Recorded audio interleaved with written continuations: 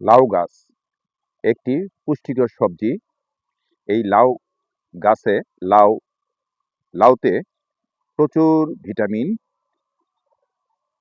পানি থাকে। লাউ গাছ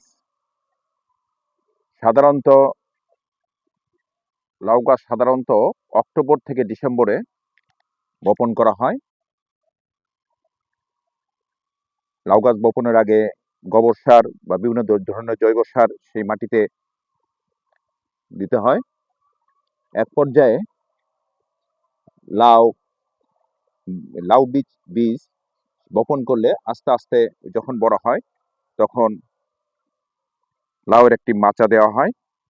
মাচা আমরা এখানে দেখতে পাচ্ছেন সুতা দিয়ে, নিচে বাঁশের খুঁটি এবং তার সাথে সুতা দিয়ে একটি মাচা করে দেওয়া হয়েছে। এই সুতার উপরেই লাউ গাছ আস্তে আস্তে বড় হচ্ছে এবং লাউ বপনের ৬০ থেকে ৭০ দিনের মধ্যেই লাউ খাওয়ার উপযোগী হয়। এখানে এই লাউ গাছটা প্রায় ১ মাস আগে বপন করা হয়েছিল। এখন আপনারা দেখতে পাচ্ছেন যে এখানে লাউয়ের ফুল এসেছে আর ১ মাস মানে আরো অতিরিক্ত ৩০ দিনের মধ্যেই এখানে লাউ খাওয়ার উপযোগী হবে। জামালপুরে ইসলামপুর অঞ্চলে লাউ একটি জনপ্রিয় খাবার। বিশেষ করে সব শ্রেণীর মানুষরা লাউ পছন্দ করে। লাউ সবজি হিসেবেও খাওয়া যায়।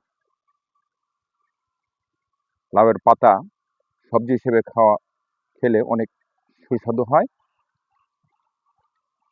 এটা লাগের ডগা অনেক সুস্বাদু। এই লাউ গাছে পাউডার মিলডিউ রোগ এবং ফল ছিদ্রকারী রোগ হয়। এই রোগগুলো যেন না হয় সেজন্য আগে থেকেই প্রতিষেধকমূলক মেডিসিন ব্যবহার করলে ভালো ফলাফল পাওয়া যায়। আমরা যদি এই লাউ গাছটাকে বাণিজ্যিকভাবে করতে চাই তাহলেও লাভজনক হতে পারে। লাউ চাষের আদ্যপান্ত আপনারা এতক্ষণ শুনলেন। যারা লাউ চাষ করতে চান এখনই উপযুক্ত সময়। জানুয়ারি থেকে এপ্রিল পর্যন্ত লাউ উত্তোলন করা হয়। ধন্যবাদ সকলকে।